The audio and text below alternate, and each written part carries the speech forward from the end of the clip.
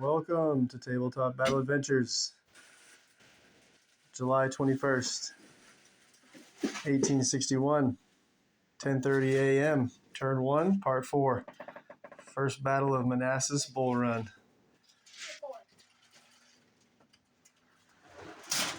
Might be able to wrap up this turn.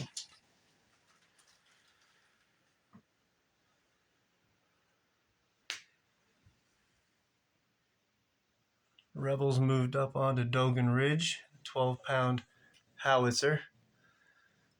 30th Virginia has a detachment here headed over to help the howitzer out, holding back Burnside's brigade. Another detachment of 30th Virginia might be moving to flank Burnside's brigade, or might be waiting for Sherman, who's headed toward Poplar Ford and will be arriving from the corner of the battlefield to the road, turn 4. Detachments of 1st Louisiana Battalion and 4th South Carolina, both infantry. These infantry detachments are watching Stone Bridge.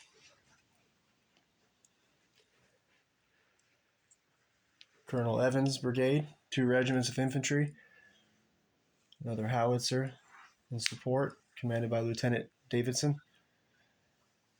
They're holding off Burnside's brigade.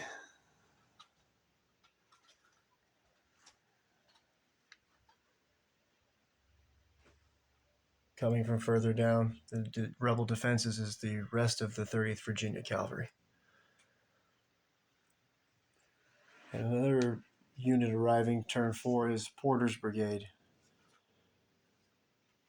Colonel David Hunter's other brigade from his 2nd Division. It is a Union order dice. Major Wheat commanding the 1st Louisiana Special Battalion. He's going to spring his ambush. He's going to order the Sergeant Major next to the Brown D6. He's going to order him on ambush first, and then the Major Wheat will order the remaining 13 soldiers to fire a volley with their smoothbore muskets into the 2nd New Hampshire Regiment, who's in the open and advancing through the grass. Sergeant Major's on ambush. Ready. Aim. 13 smoothbore muskets. They can't go down. They've already used their 2 order dice. We'll need 4s for long range. That's it. 13 shots. Only 5 hits. 6 hits. 1 stress marker. These soldiers will be wounded on 4s and killed on 5s and 6s. 1 wounded and 3 killed. The 2 6s will roll again and see if I get to choose who are the casualties. I do not. How long till the wounded soldier bleeds out? 3 turns.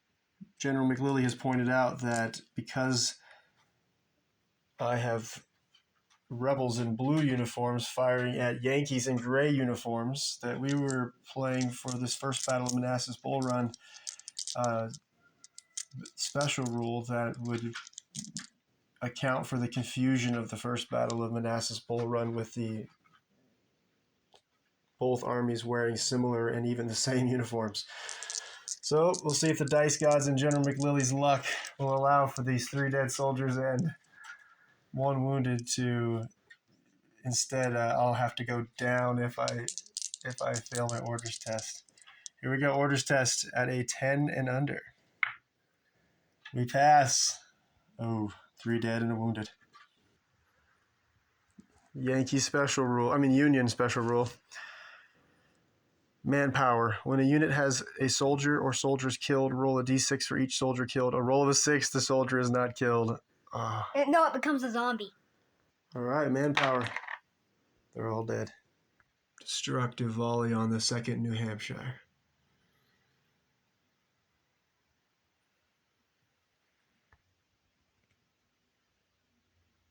First South Carolina, or First Louisiana and First Louisiana and 4th South Carolina need to reload.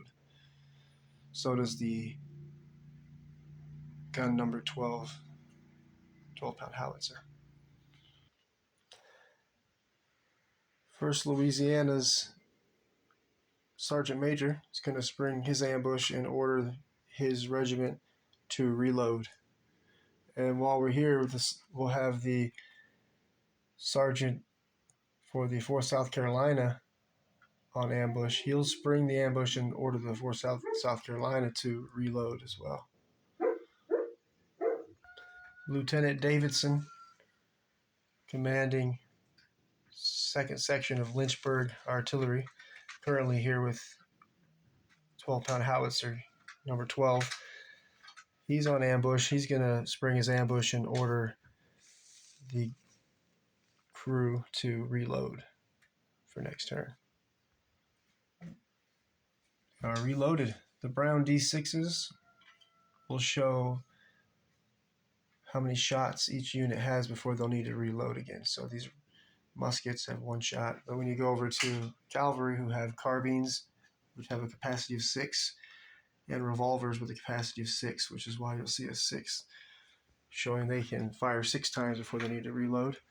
You'll see here at the Yankees, they have the green D6s showing they're loaded, ready to fire.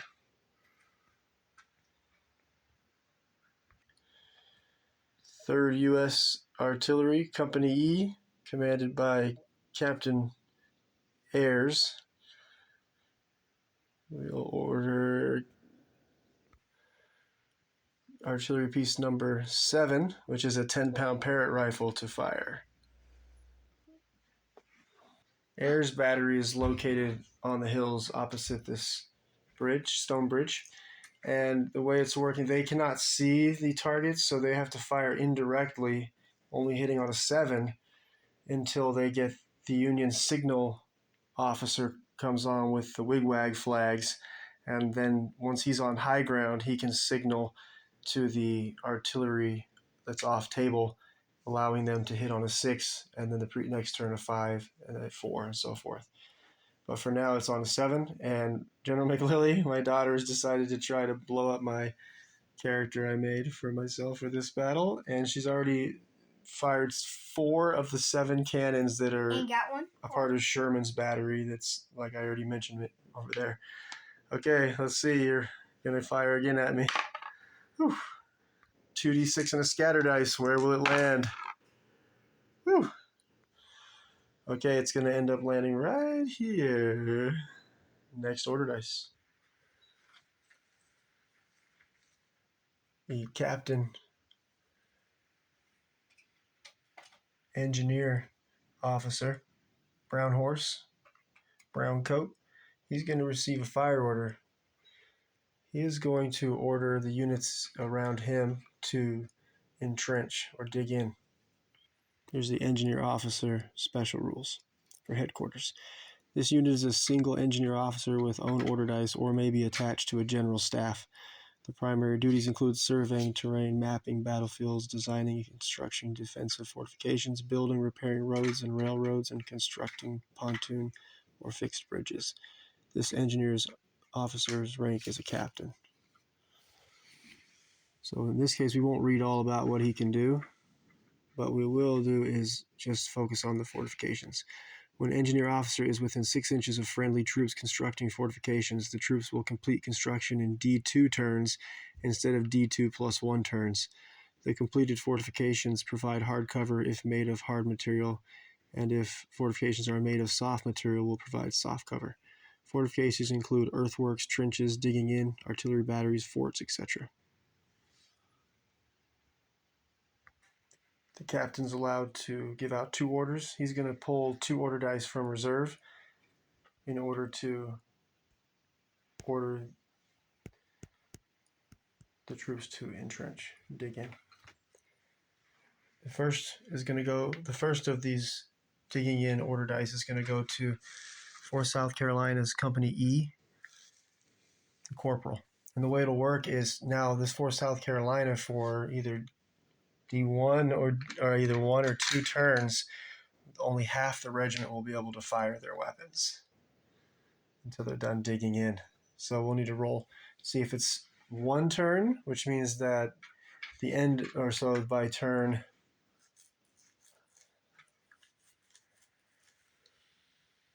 let's roll first. So here we go. 1 turn. So that means that the end of next turn, so then the beginning of turn 3, they will be dug in and only hit on 7s. The red dice showing a 1 represents 1 turn till they are dug in.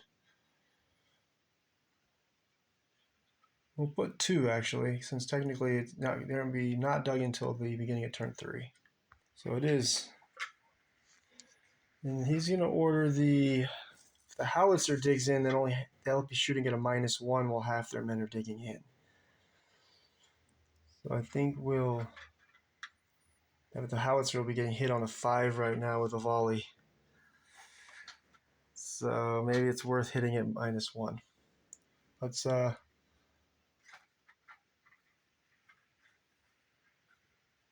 he's going to assign the 12-pound howitzer, artillery piece number 12, to dig in. So he'll use the second reserve order dice, give it to the corporal on an advance order, and then we'll roll for how many turns till the howitzer's dug in. Okay, D2 turns. Oh, 1 turn. Getting lucky. Now the howitzer will be hitting at a -1 since half the crew is busy digging in.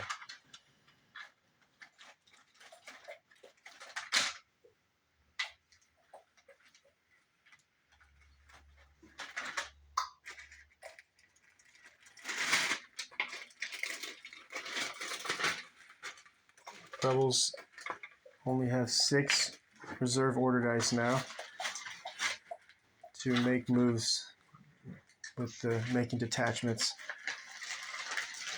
The Union forces have not used any of their reserve order dice yet. 30th Virginia Cavalry, the squadron commanded by Captain Alexander, front right. They will receive a run order, 24-inch run. They're going to run past the crossroads. Thank goodness the Yankees can't shoot right now. And I already measured, they're going to be able to make it up against the forested part of Dogan Ridge.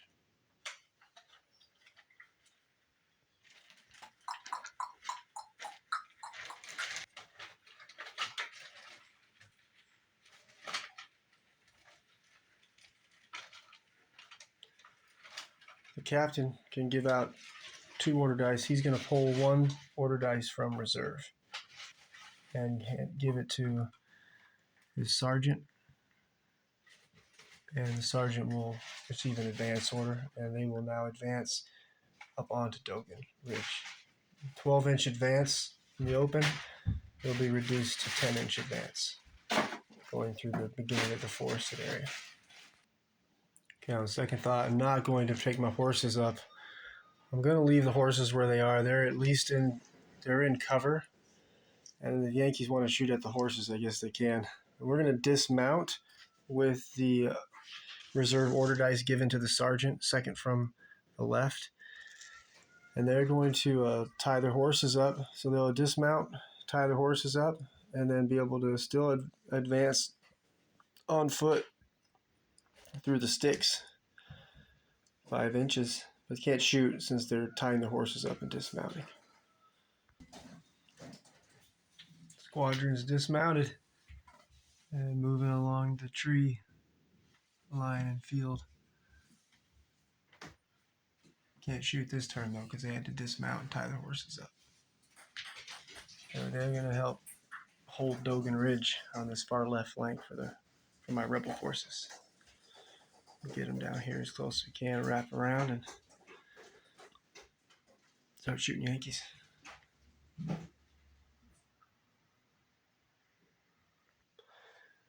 Third U.S. Artillery, Company E, Captain Ayers commanding. Gun number 10, 12-pound howitzer will fire. Only 1 gun left to fire in the battery. General McLilly, where will your howitzer being fired? Oh, okay. Fire. 2d6 and a scatter dice. Where is that shell gonna land? Whew, lucky. You nearly blew up the box. What are you aiming for the rolling box? Captain Ayers' last gun, number 11. 12-pound howitzer. Fire. How do you know? Let me guess. Same target. Fire. I'm actually going to go for that. Oh, General McLilly has moved the target to this. Oh, poor fellow. All right, you need a 7. Oh, dear. One more 6. Fire. Whew. 2d6 on a scatter dice. Where will the shell land? Oh, it's not. Oh, it's so close. And my squadron of 30th Virginia Cavalry, with my character in front center, has been under bombardment by my daughter on purpose. She could have spread those shells around, but she took 7 shots at my character.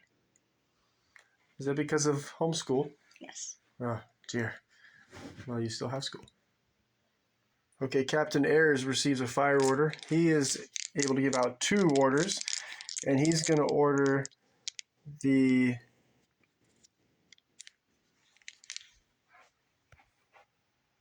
So Captain Ayers is going to pull 2 reserve order dice, and he's going to assign them to the corporals of the 2 Napoleon, 12-pound Napoleons.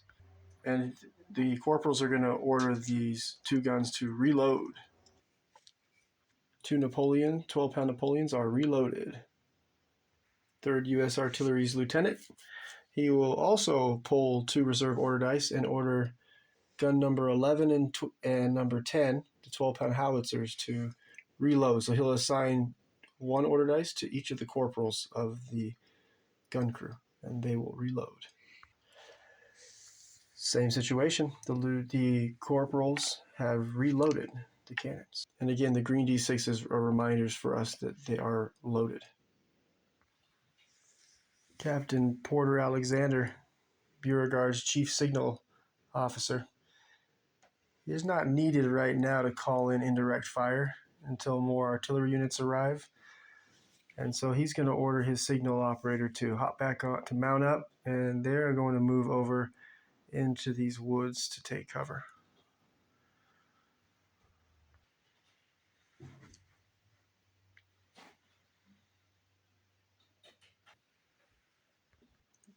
They did not quite make it to the woods this turn. Sherman's Brigade, 2nd Wisconsin Regiment. They have 2 order dice. Their colonel, General McLilly, are they going to approach the bridge now and charge across, or are they going to stay by the cannon, the Ayers battery? Stay by Ayers battery. Okay, that's what Sherman ordered them to do. So they're going to. The colonel is going to receive a advance order. The colonel's allowed to pull 3 order dice. He's going to give his captain a down order, put him in place. There's their 2nd order dice. And then the colonel, with his other 2 dice, they're right near these cannons, so he's going to order Ayers cannons. Gun number 4, the 3-inch ordnance rifle, and gun number 7, the 10-pound Parrott rifle. He's going to order them both to, he's going to pull reserve dice, assign them to the corporals of each gun, and then they are going to reload their cannons. And actually, the captain for the 2nd Wisconsin, he's near enough to the artillery battery as well, and he's going to order the 1st U.S. Artillery Battery G 30-pound Parrott rifle, commanded by Lieutenant Haynes, and he will assign the corporal and reserve order dice and order them to reload. And they are now reloaded. So now the Union will be able to fire all 7 of these guns that are across from Stonebridge next turn. And then the reserve dice will continue to be in the bag until the Union commander decides to pull them back into reserve. Same thing for the rebels. Whew, my daughter has now used more reserve dice with the Yankees than I have with the Rebels. She has 3 reserve dice left, and I have 5. 30th Virginia Cavalry Squadron coming to reinforce, headed north from the south, is Colonel Radford, and he is going to receive a run order. He's going to pull a reserve order dice, and he's going to order his Sergeant Major with a run order.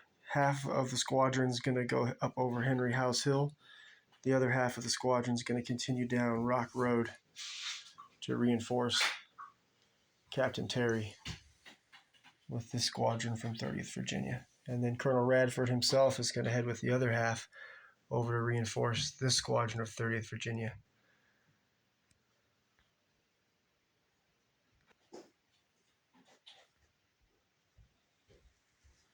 All right, Colonel Radford leading his squadron over to reinforce Captain Alexander at Dogan Ridge. The other half of this other squadron, led by the Sergeant Major. And they each took a banner because the banner gives some morale boost or bonuses. And they're headed this way to reinforce Captain Terry and the squadron that's under bombardment by General McLilley, Ayers Battery. Colonel Radford is going to assign to his corporal. He's going to pull a reserve order dice and assign it to the corporal, and they are going to advance order.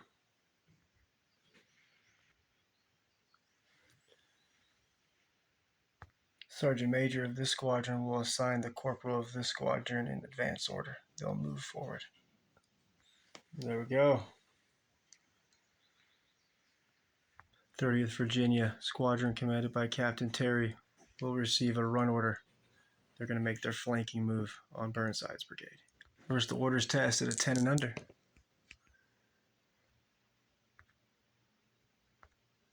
There we go. The soldiers at the bottom of the hill are actually at the top behind these soldiers. They ran up to the rough ground and had to stop.